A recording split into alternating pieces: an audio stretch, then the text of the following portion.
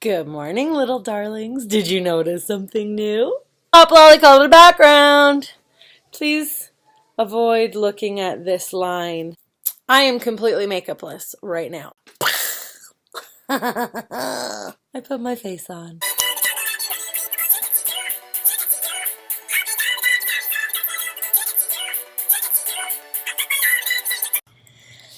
So as I promised in my very first video, I was going to share with you my why. Now, I apologize that the tone of this video is probably going to be a little bit different than what you're used to from me, only because my why comes from an extremely personal place for me, and it is a bit emotional for me, so I'm going to do my best to hold it together. My best. No promises, though. My why starts with motherhood. Motherhood did something to me, as I'm sure every single woman who has ever had a baby can attest to. You change. I felt like when I became a mom, I started to really lose touch with, or I started to lose parts of who I was when I was just Claudia, now that I was this new mommy character. And it was a very tough transition for me. So to start, my body was very different. Like, can we talk about how the girls sit in a completely different spot than what they used to? A completely different spot. Wish I appreciated it a lot more back then. My emotions were extremely different. So anyone that knows me knows that I've always been ridiculously sensitive. Like, my friends love when something remotely sad comes on the TV and they all look over and I'm like, emotions were extremely different. Like, yes, I was already hypersensitive, but now I'm like hypersensitive, plus I snap about it. I used to not care about pots and pans in the sink, and it was almost like the end of the world if there was a pot left in the sink. So understanding my new emotions. My hair was always in a bun at the top of my head. Pre-baby, you would have never found me with my hair pulled back from my face ever. I cared a hell of a lot about how I looked. Post-baby, didn't have the energy, both physical and emotional energy, to put back into myself. So that it got to me. Hating the way I looked so much to the point that I couldn't look in the mirror sometimes. That all brought me back to a very dark place, somewhere that I never wanted to go back to, somewhere from my teenage years where I never felt pretty enough. I was very critical of myself then, and I felt like I'd grown so far to get past that, and here I am right back in that spot again. So it did bring me back to a really bad place, and I didn't like being there. I suffer with postpartum depression. That was extremely tough on me. I think it might have even been tougher on my fiance, who I thank my lucky stars for every single day, that I have someone that wants to be a father so much that I could rely on him so much. Not only did I truly hate the way that I looked again, I really believed in my heart of hearts that Leo deserved a better mother. I felt like he deserved someone that knew what they were doing, someone who didn't crumble under pressure, someone that didn't crumble under their anxiety, which I did, often, multiple times per day. I believed he deserved someone stronger than I was, and, you know, definitely someone stronger than how I felt. I was lucky enough to be part of a group called the Transition to Parenthood, through York Region, and it helps moms with postpartum depression. A lot of women have postpartum depression. Half of you don't even know you have it, but a lot of us do. So if you feel like that could be you, like, chin up, you're good, go get help. Now, the thing with postpartum depression is it does not go away. You gain tools that will help you learn how to cope. So that group gave me not just emotional support and support from other women who had similar challenges, But it gave me a lot of tools on how to cope and get through. I, through that group, found some strengths, but still had a hard time differentiating who Claudia was from this new mommy person. Um, and I felt like I was starting to heal, but there was still something missing. There was still that connection to my old self that was missing. So I decided to really sit back and take a look at, who I was and who I am. And it's funny that my mind instantly went to, well, I used to really love to dye my hair. So that was my first task to finding Claudia, was making a hair appointment. And I said, the first color I ever dyed my hair was blue. Let's go blue to turquoise, like, that like mermaidy fade. I called the hairdresser and she was like, well, it's going to take 3 or 4 sessions to get your hair light enough to take the blue.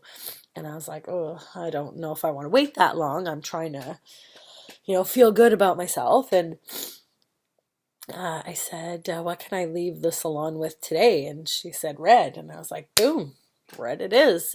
Best choice I ever made, because I feel like I'm going to be red for life now because I love it.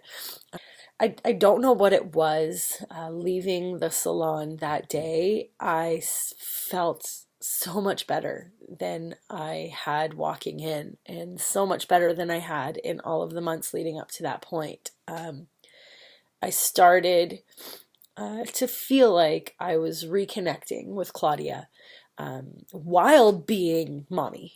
So it was almost like these two people, Claudia and mommy, can exist in the same body. And that really made me push for more. I wanted to really, really reconnect because I hadn't felt that way in so long. And I felt like it was important to continue looking for how to continue to feel that way. So again, I sat back and I thought, well, okay, we got the early teens and 20s covered, check.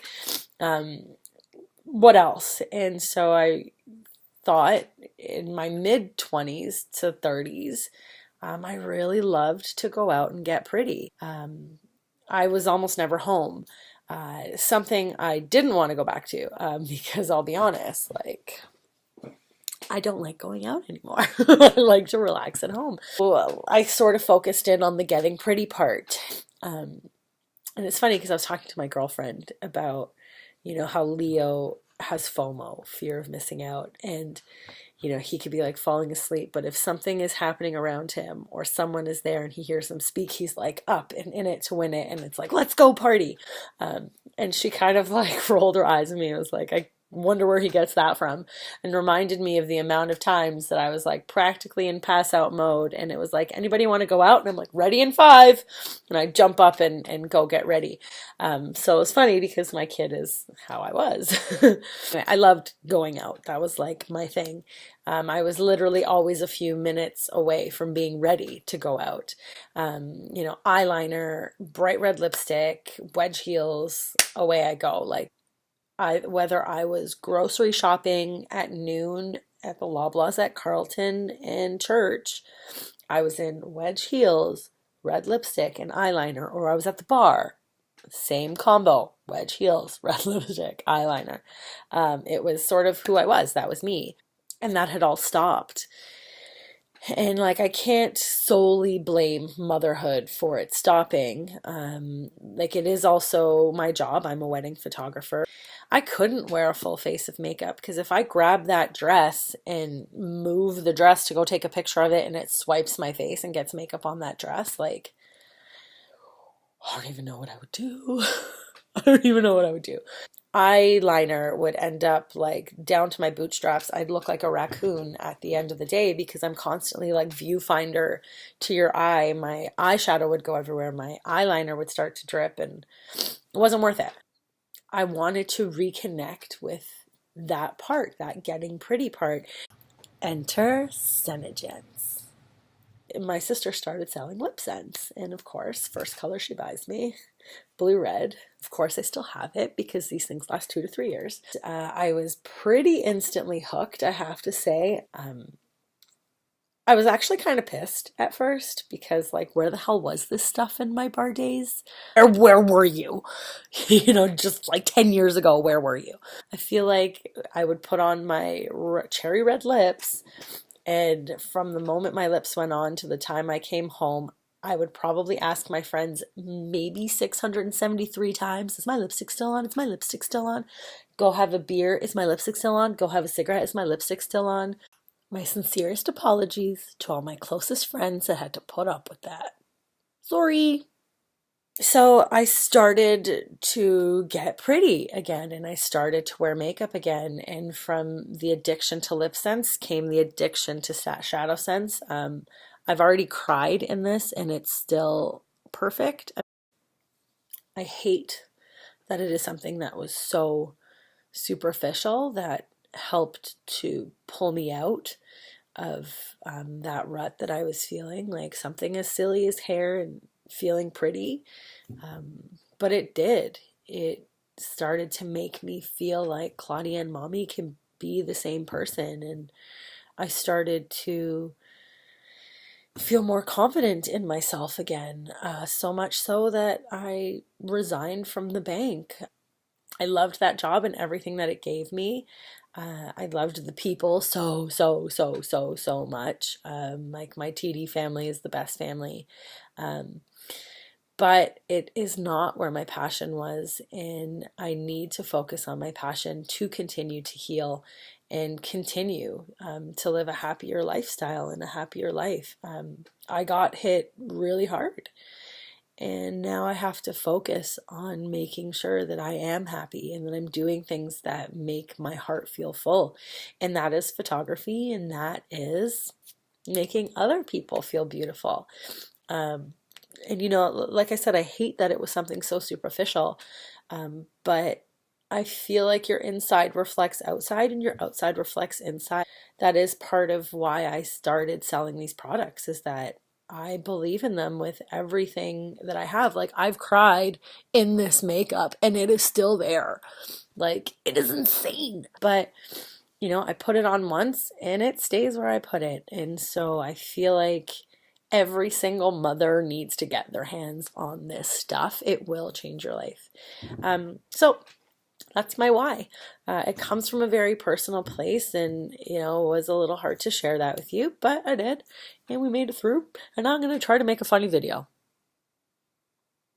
I hereby solemnly promise that all Poplolly videos moving forward will have a heck of a lot more fun than that had in it.